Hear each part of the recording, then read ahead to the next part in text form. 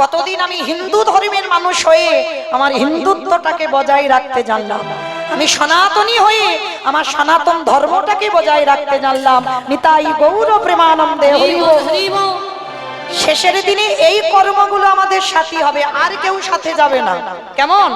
কারণ মনে রাখতে হবে বাবা, আমরা হিন্দু হয়ে আমাদের ধর্মটাকে বজায় রাখার কর্তব্য শুধু আমাদের, আর কারণ নয়।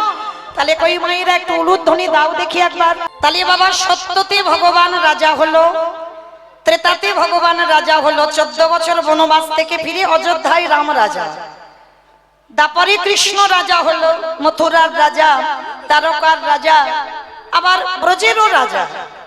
কিন্তু সেই ভগবান কলিযুগে আমার চৈতন্য মহাপ্রভু নিমাই হয়ে লোকের দাঁড়ে দাঁড়িয়ে গিয়ে বাবা হরি নাম দিচ্ছে কেন? জাতের বিচার করছে না, সবার পায়ে ধরে বলছে একবার তোরা কৃষ্ণ বল। কেন? একটা 24 বছরের ছেলে বাবা, ভালো করে বুঝবেন, অনুভব করবেন, 24 বছরের ছেলে 60 বছরের মায়ের পা ধরতেই পারে। 24 বছরের ছেলে 80 বছরের বাবার পায়ে ধরতে পারে। কিন্তু এটা মেনে নেওয়া যায় বাবা, 24 বছরের ছেলে 60 বছরের মায়ের পা ধরবে, 80 বছরের বাবার পায়ে ধরবে।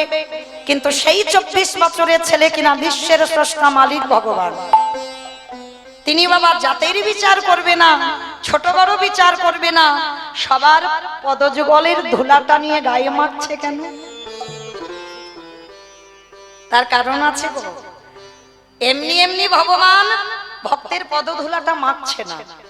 কারণটা কি? যুগধর্ম প্রবর্তক নাম সংকীর্তন, চারি ভাব ভক্তি দিয়া নাচাই ভুবন, আপনি ভক্ত ভাব করি অঙ্গীকার, আপনি না করলে ধর্ম জীবের শিখানো না যায়, আপনি আচরি ধর্ম জীবের শিখায়, এই তো সিদ্ধান্ত গীতা ভাগবতে গায়। এই মতো কলিকালে প্রথম সন্ধ্যায় অবতীর্ণ হলেন কৃষ্ণ, আপনি নদী আয়। হরি হরি হরি। তাহলে মায়েরা, ভগবান এমনি এমনি মাখছে না ধুলা, কেন মাখছে? আপনাদের আমাদের শিক্ষা দেবার জন্য। কি শিক্ষা বাবা? এখানে যারা রামায়ণ পড়বেন, যারা মহাভারত জ্ঞানী হবেন, যদি সত্যিকারের পাঠ করেন, রামায়ণ বলো আর মহাভারত বলো, এই রামায়ণ আর মহাভারত এই দুটো মহাকাব্য বাবা সমাজ শিক্ষার জন্য, শুধুমাত্র সমাজ শিক্ষা। তুমি পাঠ করে যদি নিজের মধ্যে বাবা অনুকরণ করতে পারো, তাহলে তুমিও যাবে যুধিষ্ঠির মতো সশরীরে স্বর্গবাস। কিন্তু আমরা পারি না গো। একটু রামায়ণের দিকে তাকিয়ে দেখেন, রামচন্দ্র অযোধ্যার রাজা। রামায়ণ যারা পড়বেন দেখবেন রামচন্দ্র শিখিয়েছে সমাজকে, একজন দেশের যে রাজা হয় তাকে প্রজাদের কেমন করে ভালোবাসতে হয়। রামচন্দ্র শিখিয়েছে একজন সন্তান হয়ে পিতামাতাকে কেমন করে শ্রদ্ধা করতে হয়। রামচন্দ্র শিখিয়েছে একজন স্বামী হয়ে তার স্ত্রীকে কেমন করে সম্মান করতে হয়। তাহলে বাবা, রামায়ণও যেমন সমাজ শিক্ষা, মহাভারতও সমাজ শিক্ষা। তাহলে আজকের এই যে প্রণাম, প্রথম হরিবাসরে দাঁড়িয়ে বাবা ও মায়েরা সবাইকে আমি বলবো, ছোট ছোট বাচ্চাদের প্রণাম করা শেখাচ্ছ তো? আরে দূর মা, নিজেরা করি না, আমার ছেলে পুলে চরম ধরি বলে যাই মা, সবার আগে প্রণাম করাটা শেখাবে। অনেক অনেক ছেলেরা আছে না, দেখেছি না, রাস্তা দিয়ে যাবে বাবা, ভগবানের দেবদেবীর মন্দির যদি দেখে একবার সুইচ টিপে দেয় প্রণাম। আমি বলছি না, আপনারা বিচার করে নেবেন। অনেকে যান রাস্তা দিয়ে যেতে গিয়ে একবার করে কপালে একটা আঙুল নিয়ে ঠেকিয়ে দেবে প্রণাম। আচ্ছা বাবা, আমি বলবো না, আপনারা বলেন এটা কি প্রণাম বলে? কিন্তু দোষটা তার নয়, দোষটা হচ্ছে তার বাবা মাই। সংস্কারটা দিতে পারিনি, শিক্ষাটা দিতে পারিনি, তার জন্য বাবা ওই যেতে যেতে রাস্তায় বাবা করবো না প্রণামের দরকার নেই। কিন্তু সুইচ টেপা এরকম তো প্রণাম নয়। নয় তুমি পঞ্চাঙ্গ প্রণাম করো, নয় পুরুষদের দণ্ডবত প্রণাম, হ্যাঁ, নয় তুমি দাঁড়িয়ে একটু হাত জড়ো করে প্রণাম করো। কিন্তু সুইচ টেপা প্রণাম তো নয়। কারণ আমরা মা গুলো ভালো নয় তো। বাবা হলো বীজ, মা হলো ক্ষেত্র বা মাটি। বীজ বপন করা হলো, মাটিটা যদি নোনা লেগে যায় মাটির ফসল জীবনে ভালো হবে না।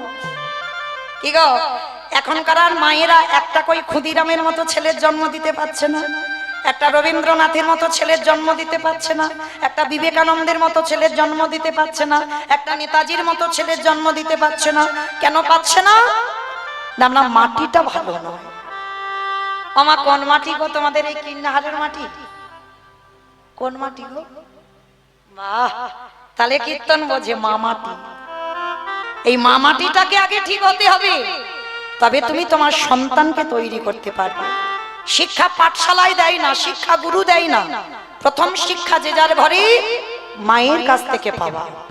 মা যদি সন্তানকে ঠিক সংস্কার দিতে পারে, আমি তো চলে যাব পৃথিবী ছেড়ে, কিন্তু সে সন্তান বড় হয়ে কোনোদিন বাবা অধার্মিক হবে না, কোনোদিন অধর্ম করবে না। এটা মায়ের বড়াই থাকবে, কারণ আমার শিক্ষা, আমার সংস্কারটা ঠিক ছিল। কিন্তু আজকে এই যে প্রণাম আমরা করি না বাবা, কিন্তু আমরা তো বুঝতে পারি না, আমরা বুঝতে চাই না যে গুরুজনদের পায়ের ধুলার কত দাম। যদি জানতাম, আমরা নিত্য পিতামাতার পদধুলাটা নিতাম, নিত্য, এটা প্রতিনিয়ত। আমার চৈতন্য মহাপ্রভু শিক্ষা দিয়েছেন বাবা, সকালবেলা হরিনামে বেরোতো, মাকে প্রণাম করে বেরোতো, আবার হরিনাম করে ঘরে ফিরতো, এসে মাকে প্রণাম। এটাই নিয়ম বাবা। আমরা মানতে পারি না, যেতে প্রণাম করি না, আবার ফিরে প্রণাম, কিন্তু এটা নিয়ম। কোথাও যেতে গেলে তুমি প্রণাম করবে গুরুজনদের, আবার ফিরেও প্রণাম করতে হবে। কিন্তু আমরা মানুষরা কেমন জানো আমাইরা, একটা সত্যি কথা বলবে, মিথ্যা বলবে না তো? সত্যি বলবে? বেশ, হরিবাসরে মিথ্যা বলতে নেই, বাইরে গিয়ে বলো, বলো, এখানে বলবে না। আচ্ছা, আজকের আমার কীর্তন শুনবেন, কালকের কীর্তন শুনবেন, কিন্তু কাল সকালবেলা হয়তো কোনো একটা শুভ কাজে যাবেন, মানে শুভ কাজ, খুব ভালো কাজ। তাহলে শুভ কাজে যেতে গেলে কি করতে হবে? স্নান করে শুদ্ধ বস্ত্র পরিধান করে আমি সকাল সকাল শুভ কাজে বেরোবো। আর আমার পাশ বাড়ির সঙ্গে খুব ঝগড়া, মানে ঝগড়া বলা ভুল হবে বাবা, থানা পুলিশ হয়েছে, মামলা চলছে, মানে পাঁচিল তুলে দেওয়া হয়েছে, মানে মুখ দেখা দেখি নেই, কাটাকাটি খুনোখুনি হয়ে গেছে। হ্যাঁ, তা শুভ কাজে বেরোবে, দরজাটা খুলেছ আর সেই শত্রু তোমার সামনে পড়ে গেছে। আমার সত্যি করে বলবে, শত্রু যদি সামনে পড়ে যায়, শুভ কাজে যাচ্ছ, যাবার সময় সেই শত্রুকে প্রণাম করে যাবে তো? বলে দূর মা মৌমিতা, সঙ্গে সঙ্গে দরজাটা বন্ধ করে দিয়ে মাথায় হাত দিয়ে বসে পড়বে, হাই হাই হাই, আমার দিনটা মাটি হয়ে গেল। হ্যাঁ, কারণ শত্রুর মুখ দেখা মানেই আমার দিনটা মাটি হয়ে যাবে, মানে আমার দিন ভালো যাবে না। আচ্ছা বাবা, আপনারা কি মনে করেন এগুলো ঠিক? এগুলো তো আমাদের তৈরি করা কথা, এগুলো সমাজ তৈরি করে বলছে বাবা, এটা গ্রন্থ বিধান দেয়নি। শুধু একটা কথা আমি বলে যাব, যত বড় শত্রু হোক, সে তোমার ক্ষতি চাই, তুমি যদি তার ক্ষতি না চাও, তুমি যদি ঠিক ধর্মপথে থাকো, সে যতই শত্রু হোক, শত্রুকে বড় জায়গা দিতে শেখো। কোথাও গেলে যদি সামনে পড়ে যায়, সে প্রণাম নেবে না, সেটা তার ব্যক্তিগত, কিন্তু যদি সামনে পড়ে যায়, তার পদধূলাটা নিতে শেখো। যদি বলো মা আমি মৌমিতা বলছি, আমার কথা বিশ্বাস করবে না, আমি আমার কথা বলছি না, মহাভারত প্রমাণ। শত্রুকে বড় জায়গা দিতে হবে, তবে তুমি সব কাজে জয়ী হবে। মহাভারত প্রমাণ দিয়েছে, কবে জানো? একটু বলি। এই মহাভারতে বাবা, যেদিন কুরুক্ষেত্রের মাঠে যুদ্ধ হবে, ভগবান কৃষ্ণ যুধিষ্ঠির মহারাজকে ডেকেছিল, যুধিষ্ঠির দাদা, ও যুধিষ্ঠির দাদা, বিলম্ব করো না, তুমি তাড়াতাড়ি রণসাজে তৈরি হও, এক্ষুনি যেতে হবে ওই ধর্মক্ষেত্রে, কুরুক্ষেত্রে। সকাল হলে ভোর হব, তাড়াতাড়ি তুমি গুছিয়ে নাও। যুধিষ্ঠির মহারাজ কৃষ্ণের কাছে করজোড় করে দাঁড়িয়েছে, কৃষ্ণ আর একটু পরে সকাল, আর সকাল হলেই আমাকে যেতে হবে ধর্মক্ষেত্রে, কুরুক্ষেত্রে। কৃষ্ণ একটু বিলম্ব করো ভাই, আমি একবার আমার বড় মার কাছে যেতে চাই। ওমা, এই জায়গাটা খুব মন দিয়ে শুনবেন। প্রথমেই বলেছি রামায়ণ মহাভারত সমাজ শিক্ষা, সমাজ গঠন করার জন্য এই দুটো কাব্য। তাহলে আজকে যুধিষ্ঠির মহারাজ বলছে বড় মার কাছে যাব, ভগবান হেসে উঠেছে। কি ব্যাপার? কাল সকালে তুমি একটা যুদ্ধের মতো জায়গা যাবে, আর সেই যুদ্ধে যাওয়ার আগে সব থেকে বড় শত্রু আমার গান্ধারী, সব থেকে বড় শত্রু তো যুধিষ্ঠির। ভগবান কৃষ্ণ বলছে সেই শত্রুর কাছে তুমি কেন যেতে চাইছো?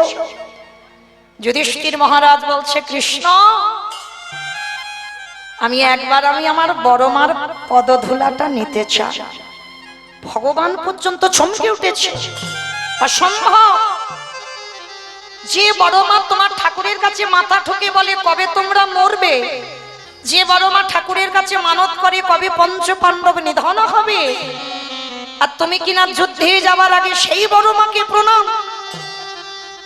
কৃষ্ণ এইটা অন্য কেউ বললে আমি মানতাম, কিন্তু তোর মুখে সাজে না ভাই। আমি জানি আমার বড় মা ভালো নয়, আমি জানি আমার বড় মা ঠাকুরের কাছে মাথা ঠুকে বলে কবে আমাদের 5 জনের মৃত্যু হবে, আমি সব জানি। ভগবান বলছে তা জানো তো তাকেই প্রণাম করতে কেন যাচ্ছ? কৃষ্ণ একবারও ভেবে দেখলে না, সে তো আমার বড় মা, আমার মায়ের থেকে বড়। আর যে আমার মায়ের থেকে বড় হয়, তার পদধূলাটা না নিলে কৃষ্ণ কোনোদিন শুভ কাজে আমি জয়ী হতে পারবো না। তাই তুমি আমায় অনুমতি দাও, একবার আমি আমার বড় মার পদধূলাটা নিয়ে যাব যুদ্ধে। ভগবান বারণ করা সত্ত্বেও যুধিষ্ঠির মহারাজ যাবে। কেমন ধর্ম দেখো, কৃষ্ণের কথাও কিন্তু শুনছে না, ধর্মকে আঁকড়ে ধরে আছে। কারণ সে আমার মায়ের থেকে বড়, আর আমার কর্তব্য যে আমার মায়ের থেকে বড় হয় আমার শত্রু হতে পারে, কিন্তু আমি তো আমার বড় মার শত্রু নই, আমি তো আমার বড় মার ক্ষতি চাই না, সে আমার মা, আমি প্রণাম করব। তা ভগবান হেসে বলছে, ঠিক আছে যাও যাও যাও, তবে দেরি করো না, কেমন প্রণাম করে তাড়াতাড়ি চলে এসো, সকাল হলে যেতে হবে কুরুক্ষেত্রে। যুধিষ্ঠির মহারাজ প্রণাম করতে যাচ্ছে সব থেকে বড় শত্রু গান্ধারীকে যুদ্ধের আগে। আর গান্ধারী তখন কোথায় জানো? 100 ছেলের মা। আমাদের মতো একটা দুটো ছেলে মেয়ে নয়, 100টা সন্তান, একটা কন্যা সন্তান ছিল দুঃশল্যা, মানে 101টা ছেলে মেয়ে। আচ্ছা মা বলেন তো, সন্তানের মঙ্গল আর অমঙ্গল প্রথমে কে বোঝে? মা। বাবা ভালোবাসে, মাও ভালোবাসে, কিন্তু তফাৎ। বাবা কেউ যেন রেগে যাবেন না, বাবা ভালোবাসে, মাও ভালোবাসে, কিন্তু তফাৎ। বাবাদের ভালোবাসাগুলো হলো একটু ঐশ্বর্যে, আর মায়েদের ভালোবাসাগুলো হলো একটু মাধুর্যে। দুজনের ভালোবাসা একটু 19-20 হয়। তো আজকে গান্ধারী 100 ছেলের মা, আর আমরা মা সন্তানের মঙ্গল অমঙ্গল বুঝতে পেরে যাই যে আজ আমার ছেলের ভালো হবে না, আজ আমার ছেলের অমঙ্গল হবে। মার মন সবার আগে কুগায়। কৃষ্ণের প্রতিচ্ছবি নিয়ে গান্ধারী কাঁদছে, কৃষ্ণ 100টা ছেলে দিলি বাবা, 100টার মধ্যে 99টা আমার খারাপ করে দিতে পারতিস, 99টা আমার অধার্মিক করে দিতে পারতিস, আমার একটা ছেলেকে একটু ধার্মিক করতে পারলি না? কি এমন অন্যায় করেছিলাম তোর চরণে কৃষ্ণ? হরে কৃষ্ণ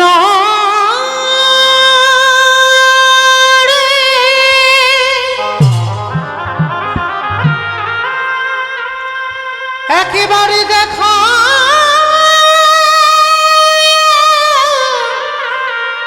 দেখা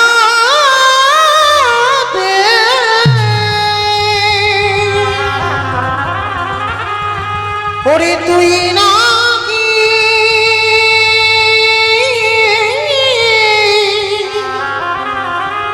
ভক্তি ভগবান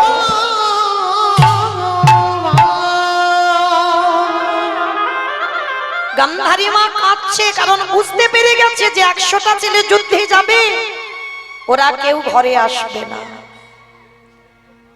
তবে একটা কথা, মা সন্তান জন্ম দিলেই কিন্তু মা নয়। আপনারা যদি কেউ বলেন যে আমি ছেলের মা মানেই আমি মা, না, মা তাকেই বলে যার হৃদয়ে মাতৃত্ব আছে। মাতৃত্ব সবার থাকে না মা। অনেকে দেখবেন মনে করে যে নিজের ছেলেটাই শুধু আমার ছেলে, আর অন্যের ছেলেটা আমার ছেলে নয়। আবার অনেকে যাদের মাতৃত্ব আছে তারা কি মনে করে জানো, আমার ছেলেটা যেমন আর আমার সন্তানের বয়সী যারা যারা আছে সবাই আমার সন্তান সম। এই গোটা বিশ্ব ব্রহ্মাণ্ডে যারা যারা আমার সন্তান বয়সী তারা সবাই আমার সন্তান সম। সবসময় একটা কথা মনে রাখবে মা। আচ্ছা আগে বলো তো দেখি, সৎ মা মানে ভালো মা না খারাপ মা? সৎ মা মানে সমাজের কথা বলবে, সৎ মা মানে ভালো মা না খারাপ মা? খারাপ মা। সমাজে যেটা বুঝি বাবা, সৎ মা মানে খারাপ। আচ্ছা বাবা, সৎ মা মানে যদি খারাপ মা হলো, তাহলে কই বলা হলো না তো খারাপ মা, কই বলা হলো না তো অসৎ মা, বলা হচ্ছে কেন সৎ মা? সৎ মা সবাই হতে পারে না বাবা।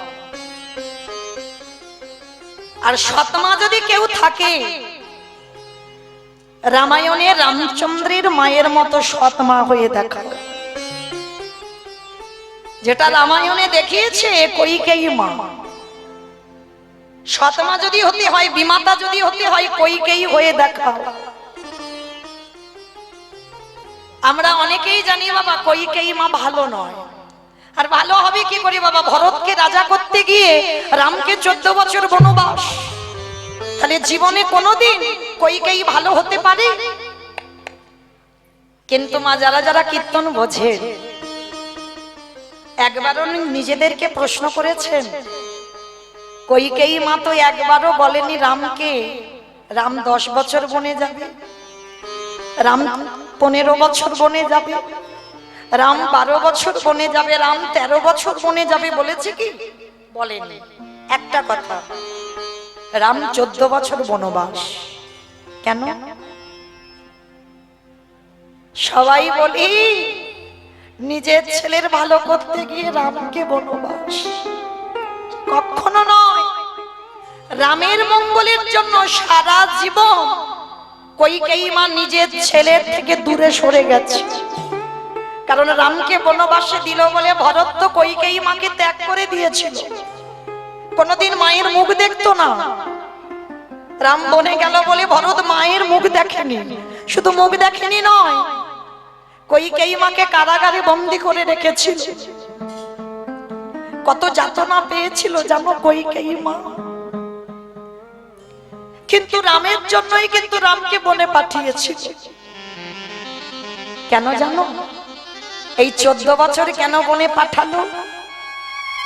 রামের তখন জন্ম হয়নি বাবা, রাম আসবার আগে সূর্য বংশে একটা অভিশাপ দেওয়া ছিল। কি অভিশাপ? না, যারা যারা এই সূর্য বংশে যদি কোনোদিন পুত্র সন্তান জন্ম নেয়, সেই ছেলের যখন 25 বছরের আগে যদি সিংহাসনে বসে, রাজ্য অভিষেক হয়, তৎক্ষণাৎ তার অপঘাতে মৃত্যু হবে। সূর্য বংশকে অভিশাপ। তা দশরথ তখন কথাটা শুনে বাবা হেসে উড়িয়ে দিয়েছিল, হায় রে,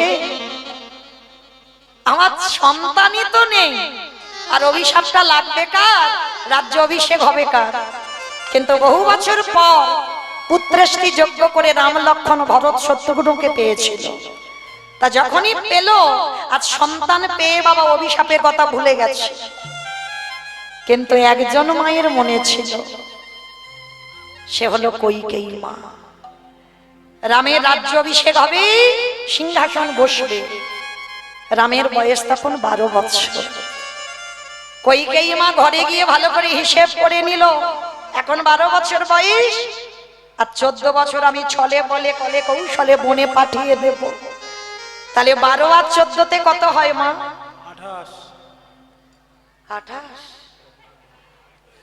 26, 26 অভিশাপ দেওয়া ছিল কি 25-এর আগে যদি সিংহাসনে পায়, তা যেই না বাবা 26 হয়ে গেল হিসেব করে কইকেয়ী মা মনে মনে ভাবলো যত অভিশাপ আমি মাথা পেতে নেব, মরতে যদি হয় আমার ভরত মরুক, আমার নিজের ছেলের ক্ষতি হোক, কিন্তু আমার রামের অঙ্গে যেন আচর না লাগে। কেন? আমি রামের বিমাতা। শুধু এইটা মনে রাখতে হবে, মা সৎমা যে হবে নিজের ছেলের থেকে অন্যের ছেলেকে বেশি ভালোবাসতে হবে। যদি 1 বছর দুর্গা পূজায় তুমি নিজের ছেলেকে জামা কাপড় নাও দাও, কিন্তু যে তোমায় সৎমা বলবে তাকে দিতে হবে। নিজের ছেলেকে যদি ছোট বাটিতে খেতে দাও, যে তোমায় সৎমা বলবে তাকে তোমায় বড় বাটিতে খেতে দিতে হবে। কইকেয়ী মা শিক্ষা দিল, মরতে যদি হয় আমার ভরত মরুক, কারণ রাম আর ভরত দুদিনের ছোট বড়। তাহলে রামের রাজ্যাভিষেক হবে 12 বছর, তাহলে নিশ্চয়ই ভরতও তো 12। তাহলে ভরত যদি সিংহাসনে বসে তাহলে তো ভরতের অপঘাতে মৃত্যু হবে। কইকেয়ী মাতার কত ত্যাগ দেখো, মনে মনে ভাবতো আমার ভরত সিংহাসনে বসলেই ওর মৃত্যু হোক, কিন্তু আমার রামের যেন ক্ষতি না হয়। রাম বনে গেল, যার জন্য তো ওই রামচন্দ্র 14 বছর পরে যখন অযোধ্যায় সিংহাসন পাবে, যেদিন অযোধ্যায় পা দিল, পা দিয়ে সবার আগে ডাক দিয়েছিল মা, মাগো। রামের মা কৌশল্যা ছুটে এসেছে, রাম এই তো বাবা আমি তোর মা, না মা আমি তোমায় ডাকছি নে। সুমিত্রা ছোট মা এসে বলছে রাম এই তো আমি তোর মা, না মা আমি তোমায় ডাকছি নে। তাহলে আমার কইকেয়ী মা তো চুপ, একটা কথা বলবি না। যে কইকেয়ী মার জন্য অযোধ্যা অন্ধকার, যে কইকেয়ী মায়ের জন্য তুই বনবাস গেলি, যে কইকেয়ী মায়ের জন্য তোর বাবা দশরথ প্রাণ ত্যাগ করলো, যে কইকেয়ী মায়ের জন্য প্রজারা আজকে হাহাকার করে রইল, যে কইকেয়ী মায়ের জন্য আমরা বৈধব্য যন্ত্রণা পাচ্ছি, আর তুই অযোধ্যায় পা দিয়ে তোর সেই কইকেয়ী মায়ের খোঁজ। রাম একটাই কথা বলেছিল, তোমরা কেউ বুঝবে না, তোমরা কেউ বুঝবে না, শুধু একবার বলো আমার কইকেয়ী মা কই। রামের মা বলেছিল তাকে কারাগারে বন্দী করা হয়েছে। রাম পাগলের মতো ছুটে গেল কারাগারে, আর কারাগারে গিয়ে যেই না দরজাটা খুললো, কি দেখেছিল জানো? ভরত তো কোনোদিন ওই মায়ের মুখ দেখতো না। রামের প্রতিচ্ছবিটা কইকেয়ী বুকে জড়িয়ে ধরে কাঁদে আর বলে রাম অন্তত দেহ থেকে প্রাণটা যাবার আগে একবার দর্শন দিস বাবা, একবার দর্শন দিস। ওরে রাম রে,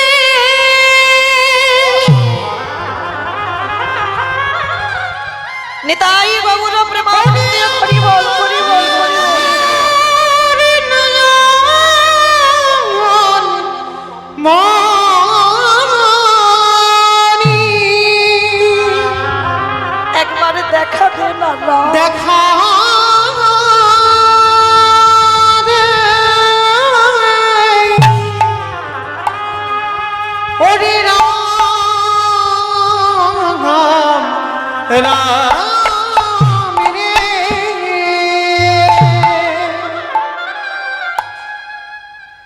কইকেয়ী মা চোখে দেখতে পায় না গো, রামের জন্য কেঁদে কেঁদে 14 বছর অন্ধ।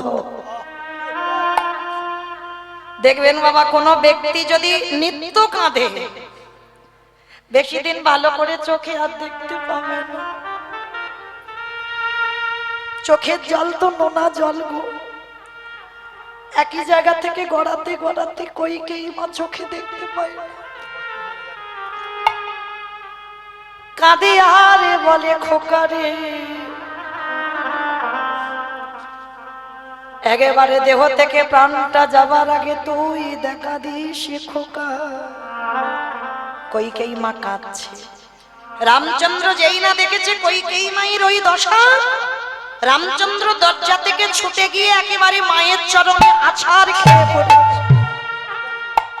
আরে যেই না রামচন্দ্রের মাথাটা কইকেয়ী মায়ের চরণে পড়ল,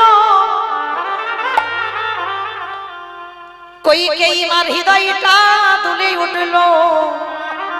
কেন? পরশমণি পাথরে যদি লোহাতে ঠেকানো হয়, লোহা নাকি সোনা হয়?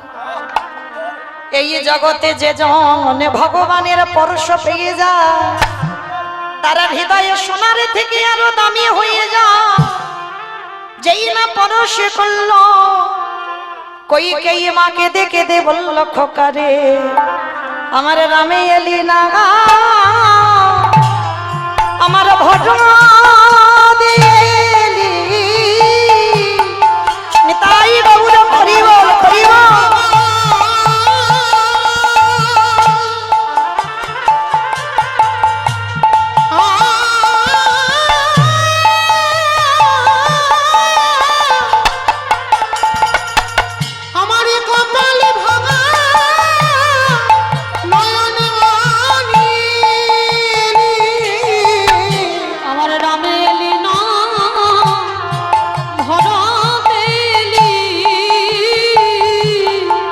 রামচন্দ্র মাকে হৃদয়ে ধরে বলল, মা গো,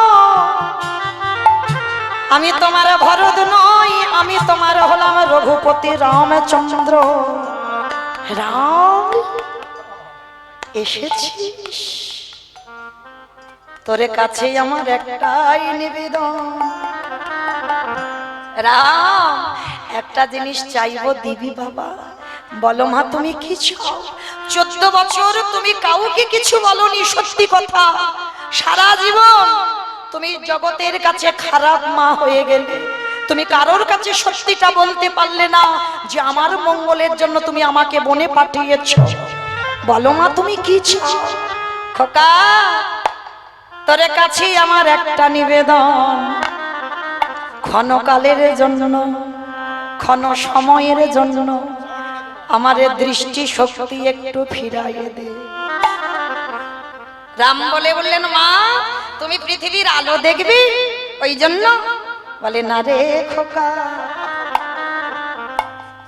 যে রূপে তোকে 14 বছর আগে পাঠাইয়েছিলাম, তোর জন্য কেঁদে কেঁদে আমার দৃষ্টি হারায়ে বসে আছি। একেবারে তোকে দর্শন করতে চাই। যেই না রামচন্দ্র করুণার হাত বুলাইয়ে দিল, কইকেয়ী মায়ের দৃষ্টি ফিরে এলো। সাক্ষাতে আর রামকে দেখতে পেল না, দেখলো শঙ্খ চক্র গদা পদ্মধারী দাঁড়াইয়ে আছে। নিতাই গৌর করিব করিব।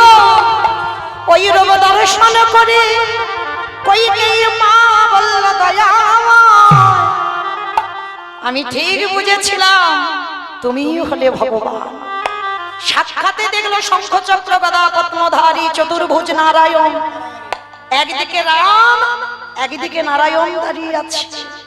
চোখের সামনে দুটো এক হয়ে গেল।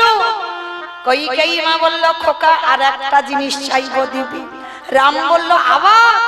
ঠিক আছে, বলো মা তুমি কি চাও? খোকা, আর একটা জিনিস দে, দে দে আমায়, অন্ধ করে দে। নিতাই গৌর করিব করিব। আর তো নয়ন চাহি না বাবা, দে দে অন্ধ। তোমরা একেবারে যে দেখনি, দেখে না,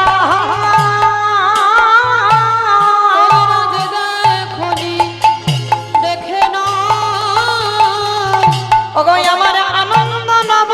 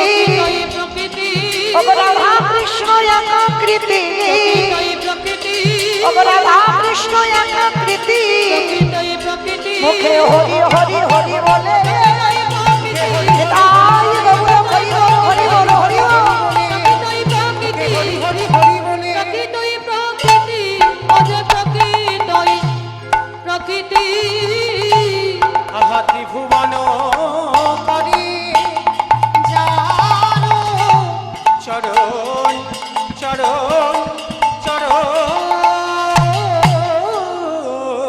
হরি বল হরি বল আহা চরণ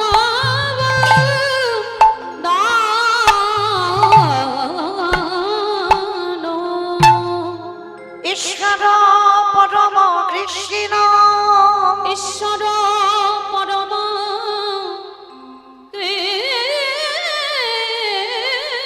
কৃষ্ণ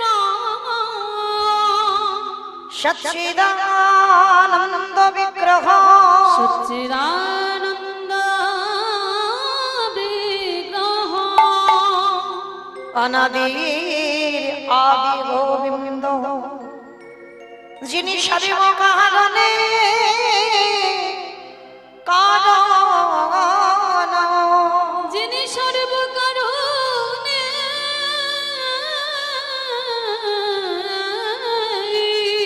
হরি বল হরি বল কারণ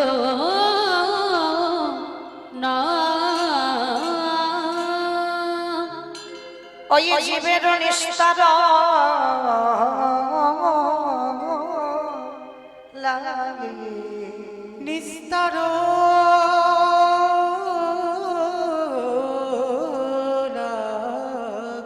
আমাদের নন্দ সূত হরি নন্দসুত হরি ভুবনে প্রকাশ কাল এই ভুবনে প্রকাশ হলো। আমাদের গুরু রূপ ধরি আমাদের গুরু রূপ ধরি আমাদের গুরু রূপ ধরি আমাদের গুরু রূপ ধরি জানি তাই যা রাধে শ্যাম জয় জগন্নাথ জয় মা প্রভু হরে কৃষ্ণ জয় রাধে জয় রাধে শ্যাম সমবেত শুধু কৃষ্ণ অনুরাগী গৌর অনুরাগী মাতৃমণ্ডলী পিতৃমণ্ডলী আহত অনাহুত ভাগত এই গ্রামবাসী বৃন্দ যারা আমার রাধা গোবিন্দের যারা আমার গৌর নিতাই রাতুল চরণ আশ্রয় গ্রহণ করেছেন তাহাদের সবাকার চরণে রইল আমার কোটি কোটি দণ্ডবত। তারপরে জানাই এখানে যত সাধু গুরু ব্রাহ্মণ বৈষ্ণব আছেন তাহাদের পাদ পদ্মে রইল আমার ভক্তিপূর্ণ দণ্ডবত প্রণাম। তারপরে জানাই বাবা আমি আমার পিতামাতার চরণে আমার শিক্ষা গুরু দীক্ষা গুরুর চরণে অনন্ত কোটি কোটি দণ্ডবত প্রণাম। তারপরে যাদের কথা না বললে বাবা সব থেকে বড় ভুল হবে, সব থেকে বড় অপরাধ হবে। এটা আমি আমার ব্যক্তিগত মতের কথা বলি, কারোর মত নয়। আমার বিচারে মনে হয় কীর্তনের প্রারম্ভে প্রণাম যদি দিতে হয় বাবা আগে তাদেরকে দেওয়া উচিত যারা লোকের দ্বারে দ্বারে মাধুকরি করে লোকের কাছে ভিক্ষার আঁচল পেতে, যারা পাঁচ বাড়ির দ্বারে দ্বারে ভিক্ষা করে শুধু নিজেদের ব্যক্তিগত মঙ্গল নয় গোটা সমাজের মঙ্গলের কথা ভাবে, গোটা গ্রামের মঙ্গলের কথা ভাবে। তো যাদের উদ্যোগে, যাদের প্রচেষ্টায়, যাদের সহযোগিতায় আজকের এক সপ্তাহ ব্যাপী মহান নামযজ্ঞ অনুষ্ঠানের আয়োজন যারা করেছেন, আমার ব্যক্তিগত মতে মনে হয় কীর্তনের প্রারম্ভে সর্বাগ্যে সেই দাদা ভাই বাবা ঠাকুরদের চরণে জানালাম ভক্তিপূর্ণ দণ্ডবাদ প্রণাম। প্রণাম দিলাম বিশেষ করে একটা কারণটা কি না, তারা বুঝেছেন বাবা এটা কলিযুগ, কলিযুগে যাগযজ্ঞ নয়, ব্রত পূজা নয়, ধ্যান তপস্যা নয়, চৈতন্য মহাপ্রভু বললেন কেউ যদি বার ব্রত না করে তাতে অসুবিধা হবে না, কেউ যদি ধ্যান তপস্যা না করে তাতে অসুবিধা হবে না, কেউ যদি যাগ যজ্ঞ না করে তাতেও অসুবিধা হবে না, করলে ভালো। কলির মানুষ কি পূজা অর্চনা করলে ভালো নয় বাবা? অবশ্যই ভালো। কেউ যদি কলির মানুষ ধ্যান তপস্যা করে ভালো নয়? অবশ্যই ভালো। তাহলে কলির মানুষ যদি ধ্যান তপস্যা করে, যাগ যজ্ঞ করে, পূজা অর্চনা করে, এগুলো করলে কি হবে বাবা? সোনায় সোহাগা। কিন্তু যদি তুমি নাও করো তাতে অসুবিধা হবে না, কিন্তু একটা পদ অবলম্বন করতে হবে, কারণ আমরা কলির মানুষ তো। হরিরে নাম হরিরে নাম হরিরে নামৈব কেবল কেবল কলমাস্তে বা নাস্তে বা নাস্তে বা গতির গতির তাহলে কলির মানুষের হরিনাম ছাড়া কোনো গতি নাই, কোনো গতি নাই, কোনো গতি নাই। আপনারা প্রশ্ন করবেন মৌমিতা, ও সব কীর্তনিয়ারা একটাই কথা বলে। এই যে এক সপ্তাহ কীর্তন শুনবেন, প্রতিটা কীর্তনিয়া এসে একটাই কথা বলে যাবে বাবা, হরিনাম শোনো, হরিনাম গাও, একাদশী করো, ভগবানের চরণে তুলসী দাও, তুলসী গাছে জল দাও, হরি ছাড়া গতি নাই। কি মাইরা যত কীর্তনিয়ার আসবে একটাই কথা বলবে না যে হরিনাম শোনো, হরিনাম গাও, কৃষ্ণ ভজন করো, কৃষ্ণ ছাড়া গতি নাই। কিন্তু আমরা কীর্তনিয়ারা বলবো আর আপনারা শুধু কানে শুনে বাড়িতে চলে যাবেন, হবে না। একবার হৃদয়ঙ্গ করতে হবে না? আমরা যে কথাটা বলছি বাবা সেটা বাস্তবে তো মেলাতে হবে। এই যে আমরা কীর্তনিয়ারা বলে যাচ্ছি হরি ছাড়া গতি নাই, কৃষ্ণ চরণ ছাড়া গতি নাই, সত্যি কি বাবা গতি আছে? যে যত বড় ধনী হও না কেন, যার যত টাকা থাকুক না কেন, যার যত অর্থ থাকুক না কেন, কেউ যদি বাবা সারা জীবন দিল্লি বম্বে কাটায়, কেউ যদি সোনার পালঙ্কে ঘুমায়, কেউ যদি টাকার বিছানায়ও ঘুমায়, তবু মনে রাখতে হবে বাবা, যারা গীতা ভাগবত জ্ঞানী এখানে আছে, এই যাদের আঁকড়ে আমরা বসে আছি না, ছেলে আমারে, মেয়ে আমারে, জায়গায় আমারে, জমি আমারে, বিষয় আমারে, বৈভব আমার, বন্ধু আমার, সব আমার আমার আমার আমার। কিন্তু মনে রেখো ভাই, বাঁশি যদি বেজে যায় পড়ে থাকবে সরকারি ক্ষমা, তুমি এলে একা যাবে একা। যেদিন এসেছিলাম বাবা এই সংসার আমাদের পরনে একটা সুতো দেয়নি, আর যেদিন এই মায়ামোহ সংসার ছেড়ে ঘরে ফিরবো এই সংসার আমাদের পরনে একটা সুতো দেবে না। তাহলে যাদের জন্য হাড় খাটুনি খেটে গেলাম, যাদের জন্য সারা জীবন আমি কৃষ্ণ ভজন করতে পারলাম না, সারা জীবন একেবারে গৌর গোবিন্দ চরণে বসে একেবারে আমার আমার বলতে যা কিছু আছে তার চরণে দিতে পারলাম না, শুধু আমার আমার করে গেলাম। কিন্তু মনে রেখো বাবা, শেষের দিনে কেউ তোমার নয়, যাদের আঁকড়ে বসে আছো কেউ তোমার নয়, সব দুদিনে। যারা গীতা পড়েন, যারা ভাগবত পড়েন, অনুভব করবেন বাবা, যা যা কিছু জগতে দেখছো সব অনিত্য। যেটা আজকে তোমার আছে সেটা কালকের অন্য কারোর হয়ে যাবে। তাহলে নিত্য বস্তু কিছু হয় সেটা হলো আমার গৌর গোবিন্দ চরণ। তাহলে ধরতে যদি হয় বাবা, সকাল সকাল গৌর গোবিন্দ চরণ দুটো ধরতে হবে। ভালো করে বিচার করে দেখেন মা, এই জন্মটাকেই আমার মহাপ্রভু বলেছেন দুর্লভ জন্ম। এই মানব জাতিটাকে বলছে দুর্লভ জন্ম। কেন? ভালো করে বিচার করে দেখেন মা, পশু পাখি খায়, আমরা মানুষ জাতি আমরাও তো খাই। পশু পাখি সন্তান জন্ম দেয়, আমরা মানুষ জাতি আমরাও সন্তানের জননী হই, সন্তানের পিতা হই। পশু পাখিরা সকালবেলা হলে খাবারের অন্বেষণে বার হয়, আমরা মনুষ্য কুলে জন্ম নিয়ে সংসার জীবনে থেকে রোজগারের জন্য সকালবেলা বার হই। কি বাবা, অনেকে আছে না সকালবেলা যায় আর রাত্রিবেলা ঘরে ফেরে, অনেকে 12 ঘন্টা 8 ঘন্টা ডিউটি করে তবে ঘরে ফেরে। তাহলে এটা রোজগারের জন্যই তো যাওয়া, খাবারের অন্বেষণের জন্য যাওয়া। পশু পাখিদের দুটো চোখ দিয়েছে, আমাদেরও দুটো চোখ দিয়েছে। পশু পাখিদের দুটো কান দিয়েছে, আমাদেরও দিয়েছে। পাখিদের দুটো ডানা দিয়েছে, পশুদের আমাদের থেকে এক্সট্রা বেশি দিল ভগবানের কাছে যাওয়ার জন্য। কই ওদের জন্মটাকে কই দুর্লভ বলছে না তো? উবাহু তো মিল আছে, ওরাও খায় আমরাও খাই, ওরা দেখে আমরাও দেখি, ওরা শুনে আমরাও শুনি। তাহলে ওদের জন্মটাকে দুর্লভ বলছে না, আমাদের জন্মটাকে দুর্লভ বললো কেন? মহাপ্রভু জগৎকে শেখালে, ওরে কলির জ্ঞানন্ধজি পশু পাখিদের নয়ন দিয়েছে বটে, ওদের বদনে দিয়েছে বটে, কিন্তু শুধুমাত্র সেবা করবার জন্য পাখিরা কিচিরি মিচিরি রব করে, পশুরা তারা হাম্মা হাম্মা রবি ডাকে, কিন্তু তারা বদনে পেয়েছে বটে। কিন্তু ওই পক্ষী কোলে জন্মে নিয়ে, পশু কোলে জন্মে নিয়ে আমাদের মতো হরি বলবার মতো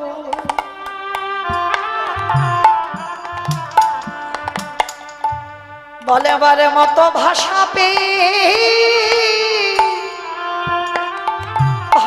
পেল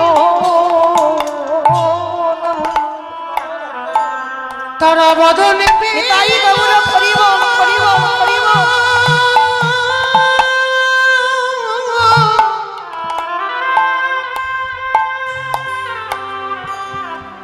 তারা বদনে পেল আমার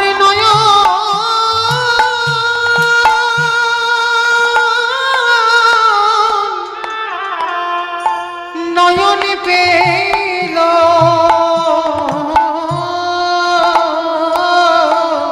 হরি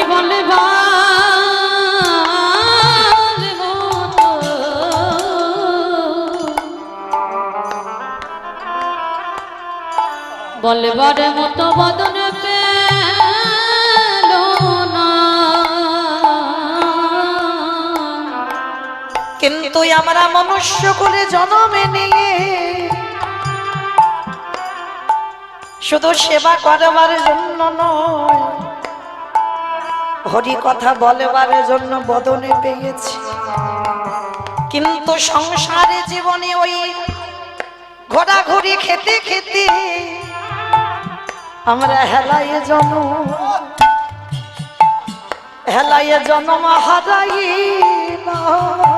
84 লক্ষ জানি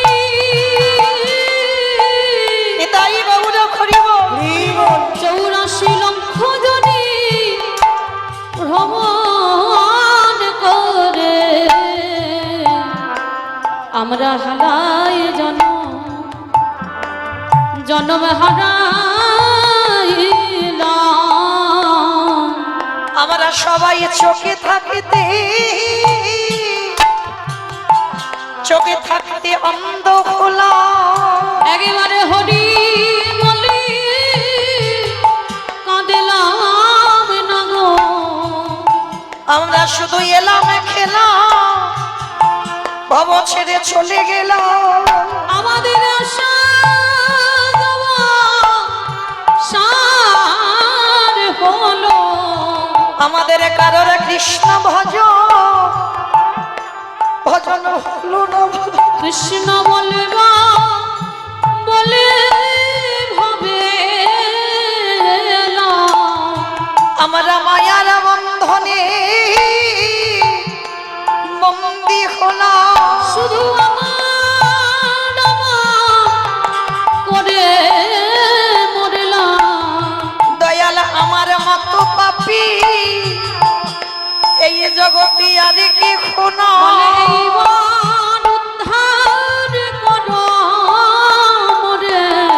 হে দয়াল আমি তোমার ঘাটে এসে দাঁড়াই রইল। দয়াল হরি দয়াল তুমি বিনাই আমার আর কি খুনো, বলে তুমি তো আমার পিতা বন্ধু ভাই, তোমার আমি ওই শরণে সব সপিলাম। আমার দেহ মন প্রাণ জীবন যৌবন, দয়াল আমি আমারে বলতে কিছু রাখি না, আমি ওই চরণে সপে যেন চরণ ছাড়া ছাড়া করো না হে। অমাইরা প্রত্যেকে যারা দাঁড়িয়ে আছেন, যারা বসে আছেন, আমি কীর্তনী আমার সম্প্রদায় 80 লক্ষ বার আমাদের জন্ম হয়ে গেছে, এইটা ভুলে যেও না মা। 80 লক্ষ বার পোকামাকড় হলাম, গাছপালা হলাম, কীট পতঙ্গ হলাম, নদ নদী হলাম, সব হয়ে গেছে। 4 লক্ষ বার এই মানব জন্মে এসেছি। হতেও তো পারে বাবা এই জন্মটা হয়তো শেষ, এই জন্মের পরে হয়তো আমরা গৌর গোবিন্দ চরণ প্রাপ্তি, হয়তো এই জন্মটা শেষ। যেমন আমরা পড়াশোনা করে বাবা ক্লাস 1, 2, 3, 4 উপরে উঠেছি, কেউ কিন্তু নিচে যায়নি। তাহলে প্রত্যেকে ভক্তির চরণ ধরে বলে যাব মা এমন কোন কর্ম করব না যেন আমাদের পিছনে 80 লক্ষ জনিতে আবার যেতে হয়। আমরা মনুষ্য কুলে জন্ম নিয়েছি, এবার আমরা আগিয়ে যাব। কি করে গৌর গোবিন্দ ভজন করতে হয় আমরা আগিয়ে যাব, আমরা পিছনে যাব না। এইটা আমাদের সবার কাছে অনুরোধ। কারণ যদি বাবা শুধু এলাম খেলাম আর চলে গেলাম, ওটা তো বাবা পশু পাখিদের জন্ম হয়ে গেল। সংসার জীবনে সবাই করে, পশু পাখিরাও করে, আমরাও করছি। তাহলে দুর্লভ কেন বললো আমার মহাপ্রভু? এই মনুষ্য জীবনে বাবা হরি ভজন করতে হবে, তবেই হবে তোমার জন্মটা দুর্লভ জন্ম। না হলে ওই শুধু খাবো, ভালো মন্দ খাবো আর ঘুমাবো আর সংসার ছেড়ে এবার ঘরে যেতে হবে, তাহলে আমাদের জন্মটা পশু পাখির জন্ম হয়ে যাবে। তাহলে এই জন্মে আমাদের সংসারে থেকে, সংসার বাদ দিয়ে নয় মা, কলিযুগে সংসার ধর্ম বড় ধর্ম। গৌরাঙ্গ মহাপ্রভু দুটো সংসার করলো, নিতাই চাঁদ জাহ্নবা বসুধাকে বিয়ে করলো, অদ্বৈত আচার্য গোসাই সংসারী হলো। সংসারের থেকে বিয়ে, সংসারে থেকে ভজন, সংসার বাদ দিয়ে ন। অনেকে আছে বাবা মঠ মন্দিরে গিয়ে বাবা ভজন হচ্ছে, জীবনেও হবে না। আমি হরিবাসরে বলে যাচ্ছি জীবনেও হবে না। কেন? তুমি সংসার ত্যাগ করেছো, তুমি তোমার ধর্ম ত্যাগ করেছো। তুমি মনুষ্য জীবনে এসে তোমার কর্তব্য, তুমি তোমার পিতামাতাকে সেবা করবে, তোমার পরিবারে যারা আছে তাদের কর্তব্য পালন করবে, পালন করে তুমি হরিভজন করবে। যার জন্য বাবা দেবর্ষি নারদ কলিযুগে হলো শ্রীবাস পণ্ডিত। শ্রীবাস হয়ে সংসার করলো, মালিনীকে বিবাহ করে কৃষ্ণদাস নামে একটা সন্তান হলো। তাহলে সংসারের থেকে শ্রীবাস ভজন করেছে। তাহলে কলিযুগে সংসার ধর্ম বড় ধর্ম, সংসারে থেকে মা ভজন করতে হবে। তাহলে চলেন আজকের আমরা সবাই গুরুচরণ আশ্রয় করে আজকের আমরা বসলাম ভগবানের লীলা কীর্তন শুনবো। শুধু একটা কথা মনে রাখবে মা, এখানে নারী পুরুষের ভেদাভেদ নয়। এখানে যারাই আছে আমরা সবাই প্রকৃতি। পুরুষ একজন, যিনি হলেন অনাদি রাধি গোবিন্দ, উনি হচ্ছেন আদি পুরুষ। আর যারা আছে সবাই নারী জাতি। যদি বলেন এটা মৌমিতা বলছে না, আমার কথা নয়। যারা বাবা ভজনের ঊর্ধ্বে যাবেন, যারা যারা গৌর গোবিন্দ ভজন করেছেন তারা সবাই কিন্তু গোপী ভাবে ভজন করেছে, নারী ভাবে ভজন করেছে, পুরুষ ভাবে নয়। তুমি যদি পূজার আসনে বসো, তুমি যদি নিজেকে মনে করো আমি বড় পুরুষ, অনেক সময় লাগবে। কিন্তু তুমি যদি আসনে মনে করো আমি বৃন্দাবনের একজন ব্রজঙ্গনা, ব্রজগোপী, যদি ব্রজগোপী আনুগত্যের সেবা করো তাহলে সেই সেবাটা প্রভুর চরণে তাড়াতাড়ি যায়। মীরাবাই বৃন্দাবনে গিয়ে বাবা সনাতন গোস্বামীর সঙ্গে দেখা করতে গিয়েছিল, আর দেখা করতে গিয়ে বলেছিল সনাতন প্রভুর সঙ্গে দেখা করবে। তা সনাতন গোস্বামী হেসে বলেছিল তুমি গিয়ে বলে দাও আমি নারী বদন দেখি না। মীরাবাই হেসে বলেছিল বাবা, তোমাদের ওই প্রভুকে গিয়ে জিজ্ঞেস করো তিনি আবার পুরুষ হলেন কবে? পুরুষ তো আমার একজন, আমার গিরিধারী। আমার গিরিধারী ছাড়া পুরুষ আর কেউ নয়, সব প্রকৃতি। তিনি আবার পুরুষ হলেন কবে? ষড় গোস্বামীর মধ্যে বড় গোস্বামী সনাতন গোস্বামী, তার চৈতন্য ফিরে গেল একটা নারীর কথায়। তাহলে মায়েরা যে জায়গাটা বসেছি আমাদের কোনো ভেদাভেদ নয়, আমরা গোপী ভাব আনুগত্যে কীর্তন শ্রবণ করব। এখানে কেউ পুরুষ ভাব অনুগত্যে কীর্তন শ্রবণ হবে না। যে জায়গাটা বসেছেন বড় উত্তম জায়গা, মহারাজ পরীক্ষিতের জায়গা। তাহলে ওই জায়গাতে বসে যদি ঠিক শোনা যায় কৃপা হয়, আর এখানে দাঁড়িয়ে যদি কীর্তন গাওয়ার মতো গাওয়া হয় এখানেও কৃপা হয়। তাহলে হচ্ছে না কেন? গাওয়া ঠিক হয় না, শোনা ঠিক হয় না, তাই তো কৃপা হয় না, তাই না? তাহলে চলেন আজকে আমরা সবাই ব্রজগোপী আনুগত্যে আমরা পরীক্ষিত মহারাজের জায়গাতে বসে আমরা ভগবানের লীলা কীর্তন শ্রবণ করব। তবে মা যেতে গেলে তো সে যত বড় কীর্তনই আসুক না কেন আগে আমার দুটো ছেলেকে ডাকতে হবে। তবে বাবা আমার নয়, আমাদের, আমার মানে আমার ব্যক্তিগত হয়ে গেল, আমার তো নয়, আমাদের সবার দুটো ছেলে, এক হলো আমার নিতাই চাঁদ, এক হলো আমার গৌর চাঁদ। এই দুটো ছেলেকে বাদ দিয়ে বাবা কীর্তন হবে না। কেন? সংকীর্তন পিতা শ্রীকৃষ্ণ চৈতন্য, সংকীর্তন যজ্ঞে তারে যেই ভজে সেই বড় ধন্য। চৈতন্য চরিতামৃত গ্রন্থে কবিরাজ গোস্বামী পাদ লিখেছেন, কীর্তনের প্রারম্ভে যারা কীর্তন দিচ্ছেন, যারা দূর দূরান্ত থেকে এসেছেন, আমরা এক সপ্তাহ কীর্তনিয়ারা যারা আসবো, আমাদের সম্প্রদায় যারা যারা আসবেন বা যারা এসে গেছেন, প্রত্যেকের যাতে মঙ্গল হয়, সবার মঙ্গলার্থে আমরা যাব শ্রীধাম নদিয়া নবদ্বীপ ধাম। কি মাইরা সবাই যাবেন তো? সবাই যাবেন? এখন সবাই যদি চলে যাও কীর্তন কাকে নিয়ে গাইব? কেউ যাব না, এত রাত্রিবেলা যাওয়া অসম্ভব। যদিও বলো অসম্ভব নয়, এই তো স্টেশন একদম পাশে, তাই না? অসম্ভব নয়, কিন্তু না যত স্টেশন পাশে থাক না কেন, কিন্তু বাবা ছেলে বৌমার অনুমতি লাগবে, স্বামীর অনুমতি লাগবে, স্ত্রীর অনুমতি লাগবে, তারপরে তুমি এক জায়গা যেতে পারবে, তার আগে নয়। কিন্তু একজনকে কোনো অনুমতি নিতে হয় না, কোনো কৈফিয়ত দিতে হয় না। বলেন তো বাবা সে কে? মন। বেশ, মন। মন হচ্ছে স্বাধীন। কারণ যত তুমি ফ্লাইটে দ্রুত যাও না কেন, মনের থেকে দ্রুত নয়। একটু চোখ বন্ধ করে মনে করো বৃন্দাবনে আমি বাঁকে বিহারী লালকে একটু দেখবো, মন সেখানে চলে যাবে। মনকে বলো মন আমি ইস্কনে যাব মায়াপুর, সেখানে মন চলে যাবে, মানে মন দ্রুত। তাহলে চলেন আমরা এই কীর্ণাহারের স্টেশনে আমার কমিটি দাদারা যে কীর্তনের আয়োজন করেছেন, দেহ থাক, দেহগুলো থাকবে, দেহ নিয়ে যাব না বাবা, অত পয়সা নেই এত ভক্তের ভাড়া করে নিয়ে যাব। দেহ থাকবে, মনগুলো নিয়ে যাব সুরধনী গঙ্গার তীরে। আর সুরধনী গঙ্গার তীরে গিয়ে দেখব ব্রজেন্দ্র নন্দন কৃষ্ণ কলিতে হয়েছে গৌরাঙ্গ, সত্যতে নারায়ণ, ত্রেতাতে রাম, দাপরে কৃষ্ণ, কলিতে হলো গৌরাঙ্গ। তা আজকের আমার প্রভু যেদিন এসেছিল সেদিন নবদ্বীপের কেমন অবস্থা ছিল জানো? বৈষ্ণব মহাজনেরা বৈষ্ণব পদ লিখছে বাবা, কত সুন্দর কথা। ওগো জয় জয় বলরাম,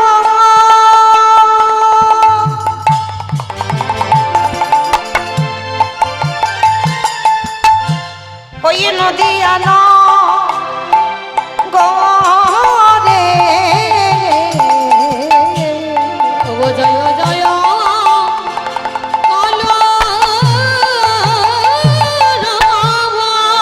আস্তে। আচ্ছা মা, কলরব মানে কি গো? মারামারি। মারামারি কলরব মানে নাকি মারামারি? দেখো যে মানে খিচুড়ি স্কুলেও যাই। কলরব মানে কি? হ্যাঁ, চিৎকার চেঁচামেচি গন্ডগোল হইচই, সেটাকে বৈষ্ণব পদাবলিতে বলছে কলরব। তো মহাপ্রভু যেদিন এলেন সেদিন নাকি একটা গন্ডগোল হলো। কিন্তু মা কই যেখানে হয় হরিনাম সেটাই তো নবদ্বীপ ধাম, এটা কীর্ণাহার নয়, এটা নবদ্বীপ।